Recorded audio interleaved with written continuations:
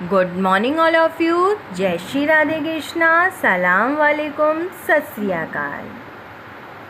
मैं आप सभी का इस अपने छोटे से चैनल मास्टरमाइंड क्लासेस में हार्दिक स्वागत करती हूँ, अभिनंदन करती हूँ और आशा करती हूँ कि आपको मेरे द्वारा समझाए हुए प्रत्येक वीडियो आनंद भी देते होंगे और समझ में भी आते होंगे। आपका समय ख़राब नहीं होता होगा और आपका शुक्रिया अदा भी करती हूँ, आभार भी व्यक्त करती हूँ कि आपने मुझे इस काबिल बनाया कि मैं आपको वीडियो बनाकर इस चैनल के माध्यम से समझाने में सक्षम हो सकी हूँ। चलिए, मैं आज आपको महादेवी वर्मा द्वारा जो रचित है हिमालय से कविता की कुछ पंक्तियों की व्याख्या समझाने जा रही हूँ। आप इसे ध्यान से देखेंगे, सुनेंगे, समझेंगे और समझकर याद करेंगे। जैसा कि मैंने आपको पहले भी बताया, कोई रटे नहीं। रटोगे तो 2-4 दिन बाद भूल जाओगे। अगर एक एक शब्द को समझोगे तो आपको रटने की ज़रूरत ही नहीं पड़ेगी और ना भूलने का कभी कोई मौका आएगा। तो चलिए हम शुरू करते हैं महादेवी वर्मा द्वारा रचित हिमालय से।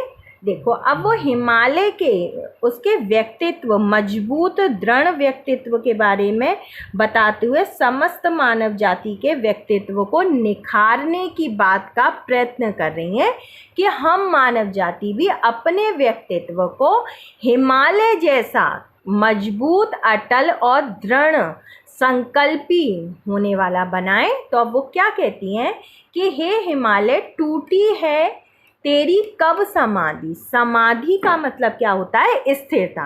अब झांसी की रानी की समाधि नहीं, वो समाधि का मतलब है वहाँ पर भी वो स्थिर है, मतलब ठहर गई है, एक जगह स्थित हो गई हैं। तो समाधि का मतलब होता है एक जगह ठहरना या स्थित हो जाना, ना हिलना ना डुलना, कुछ भी नहीं करना। तो वो कहते हैं उसे समाधि। तो टूटी है तेरी कब समाधि, हे हिमालय तेरी समाधि अर्थात तेरी स्थिरता, तेरी मजबूत स्थिरता किसी के तोड़ने से कब टूटी है। वो कभी, अर्थात वो कभी नहीं टूटी। तू अपने दृढ़ इरादे में, अपने मजबूत इरादों में, अपने कठोर इरादों में तू अटल तपस्वी की भांति समाधि बनाए हुए बैठा है, स्थिर होकर बैठा है।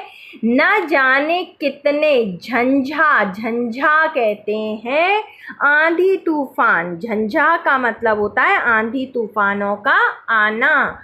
तो झंझा लौटे शत, शत का मतलब होता है शताब्दी, है ना। शताब्दी से मतलब होता है 100, है ना। शताब्दी हमारी 100 वर्षवादी तो बदलती है और 100 का मतलब क्या हो गया? सैकड़ा। यानी कितने आंधी तूफान लौट गए हैं, वापस चले गए हैं सैकड़ों बार। यानी कहने का मतलब क्या है? कितने आंधी तूफान सैकड़ों बार आकर और थक कर तुझे हिलाने, तेरी स्थिरता को कम करने के लिए, डगमगाने के लिए सैकड़ों बार आकर वापस चले गए हैं, परंतु तेरी स्थिरता को वो कभी डगमगा नहीं पाए हैं। देखो शुरू से, हे हिमालय तेरी समाधि किसके द्वारा तोड़ी गई है, अर्थात तेरी स्थिरता को कोई भी नहीं तोड़ पाया है।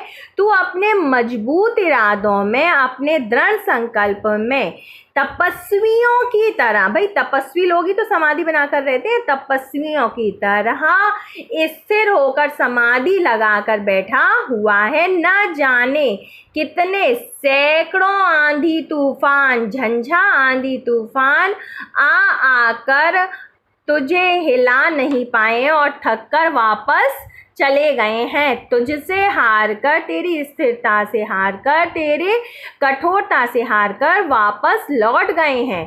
बह चला द्रगों से किंतु नीर, सुनकर जलते कण की पुकार, परंतु सूरज की, जलते कण यानी कि सूरज की तपन से, परंतु सूरज की तपन से कण यानी कि मिट्टी के कण, परंतु सूरज की तपन से असहनीय गर्मी के ताप से मिट्टी के कणों की पुकार को सुनकर तेरी भी आँखों से, किंतु सूरज की तपन से यानी कि तेज असहनीय धूप से, तपन से धूप से कुछ भी आप लिख सकते हैं, जलते यानी कि गर्मी से पिघलते हुए असहनीय गर्मी को सहन करते हुए, तपते हुए सहन करते हुए अपने धूल के उड़ उड़कर आवाज़ करते हैं ना। धूल जब आंधी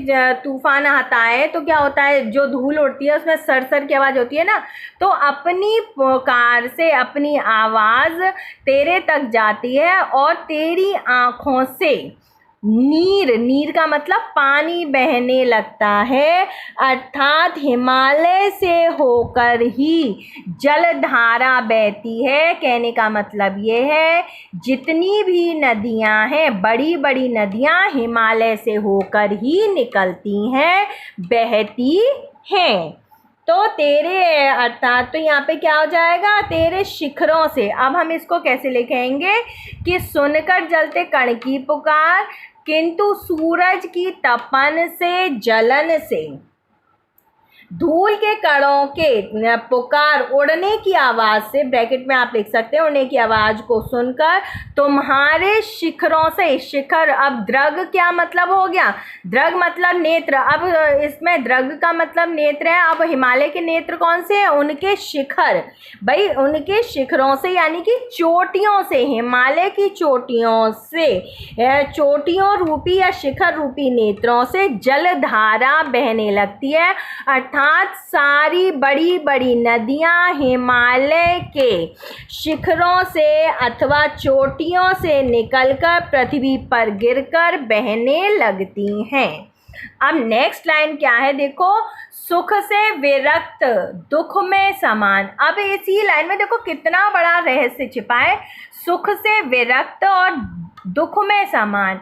तो यहाँ पे हिमालय के व्यक्तित्व की महानता को प्रकट करते हुए पैराग्राफ चेंज कर लीजिएगा कि यहाँ महादेवी वर्मा जी हिमालय के व्यक्तित्व की महानता को व्यक्त करते हुए कहती हैं कि संबोधात्मक चिन्ह है, यानी कि हे हिमालय, संबोधात्मक चिन्ह जहाँ जाएगा वहाँ पैराग्राफ चेंज करके हम लिखेंगे कि हे हिमालय। महादेवी वर्मा जी कहती हैं कि हे महादेवी वर्मा जी हिमालय के विशाल व्यक्तित्व की महानता को, अब क्यों महानता भी मैं बताती हूँ, उसका महानता को व्यक्त करते हुए कहती हैं संबोधात्मक चिन्ह है तो हेरे अरे का प्रयोग हो गया कि हे हिमालय तुम सुख में विरक्त यानी कि तुम सुख में कोई रत नहीं रहते, सुख की कोई कामना नहीं करते हो, और दुख में समान, और दुख में भी तुम समान रहते हो। अर्थात तुम सुख दुख में समान रहते हो, ना तो तुम सुख में अधिक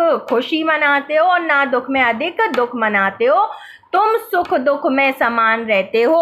और जो सुख दुख में समान रहते हैं उसको महान कहते हैं। जो दोनों स्थिति में सुख और दुख में समान रहते हैं वो उसका व्यक्तित्व कैसा होता है, महान होता है। तो वो यही कह रही है हिमालय के व्यक्तित्व, महान व्यक्तित्व, उसके हिमालय के महान व्यक्तित्व की महिमा का वर्णन करते हुए महादेवी वर्मा जी कहती हैं कि हे हिमालय तुम सुख की कामना नहीं करते, अर्थात सुख में और दुख में समान रहते हो, अतः तुम्हारा व्यक्तित्व सबसे महान है। अब यहाँ पे काव्यगत सौंदर्य में क्या आ जाएगा, मानव को हिमालय के माध्यम से सुख दुख में समान, अब देखो सुख दुख में समान रहकर अपने व्यक्तित्व को निखारने, संवारने और उन्नति की ओर अग्रसर करने जैसा बनाने, महान बनाने की प्रेरणा दी है या संदेश दिया है। अब भाषा कौन सी होगी, ये भी साहित्यिक हिंदी चलेगी क्योंकि सिंपल बात चल रही है। बहुत एक कायदे के शब्द इसमें प्रयोग किए गए हैं, उटपटांग, कोई भी गांवार पने का शब्द नहीं है, कोई गांव की लैंग्वेज नहीं है, कोई एकदम से अक्खड़ बोली नहीं है, तो इसलिए ये साहित्यिक हिंदी हो गई। अब रस इसमें कौन सा है, मैंने आपको देखो पहले ही भी बताया था, हमें रस की अब यहाँ पे पहचान करने की ज़्यादा आवश्यकता नहीं है। जब वो कोई संदेश दे रहा है, कोई हमें सीख दे रहा है, नैतिक बात बता रहा है, उपदेश दे रहा है, तो जो मैंने आपको चींटी में भी बताया था, जहाँ हमें उपदेश मिलेगा, जहाँ हमारे को कोई नैतिक बात बताएगा, कोई संदेश देगा, तो वो हमें संदेश केवल शांत भावना से दे सकता है, उग्रता से नहीं दे सकता। तो इसमें यहाँ पे कौन सा आ गया आपका रस, शांत रस आ गया। अच्छा, अब गुण में कौन सा हो गया, मधुरता का गुण हो गया। अब आप कहेंगे मधुरता का क्यों हो गया, कि देखो वो सुख दुख में भी समान रह रहा है, अगर वो उसका व्यक्तित्व कैसा है, मधुरता भरा है, यानी कि दयावान है, क्योंकि उसके कहाँ से, उसके शिखरों से यमुना गंगा ये सारी नदियाँ उसके शिखरों से नीर बहा रही हैं, यानी कि पानी बहा रही हैं, तो यहाँ पे माधुर्यता का है। अच्छा, अब यहाँ पे हिमालय का मानवीकरण हुआ है। हिमालय को किसकी संज्ञा दी गई है, नेत्र हैं हिमालय के, तो ये सब क्या है, उनको साधु की, संतों की समाधि बता दिया गया, यानी कि हिमालय को मनुष्य का रूप मान लिया गया है, माना है, यानी कि मानवीकरण किया गया है। तो यहाँ पे हमारा अलंकार कौन सा हो जाएगा, मानवीकरण अलंकार हो जाएगा, अतिशयोक्ति हो जाएगा, रूपक अलंकार हो जाएगा, क्योंकि द्रग का मतलब नेत्र रूपी, अब यहाँ पे आ गया, नेत्र रूपी शिखरों से नदियों का जल बहकर, नेत्र रूपी शिखरों से नदियों का जल बहकर पृथ्वी पर गिरता है, तो यहाँ पे नेत्र रूपी शिखर हो गए, तो ये कौन सा हो गया, रूपक। और अतिशयोक्ति क्यों हो जाएगा, कि भाई जलते और वो कितने भी आंधी तूफान आ गए, ये सब क्या उसको नहीं हिला सके, डुला सके, ये नहीं कर सकते। अत्यधिकता में जब हम किसी का वर्णन करते हैं, जरूरत से ज़्यादा जब हम किसी का वर्णन कर देते हैं, तो वहाँ हो जाता है अतिशयोक्ति, ज़्यादा बढ़ चढ़ के वर्णन करना अतिशयोक्ति हो जाता है। तो यहाँ पे कौन सा अलंकार हो गया, मानवीकरण, रूपक और अतिशयोक्ति अलंकार हो गया। मुझे उम्मीद है आपको समझ में आ गया होगा। अगर आपको हमारा समझाया हुआ समझ में आता है और आप चाहते हैं कि मैं आपको ऐसे ही वीडियो के माध्यम से समझाती रहूं आगे भी, तो आप हमारे इस चैनल को ज़्यादा से ज़्यादा लाइक करें, सब्सक्राइब करें और शेयर, ज़्यादा से ज़्यादा शेयर करने की कोशिश करें, ज़्यादा से ज़्यादा लाइक करने की कोशिश करें, जिससे हम इस चैनल को आगे आप लोगों के लिए और अच्छे तरीके से उन्नति के द्वारा कर सकें। जय हिंद, जय भारत।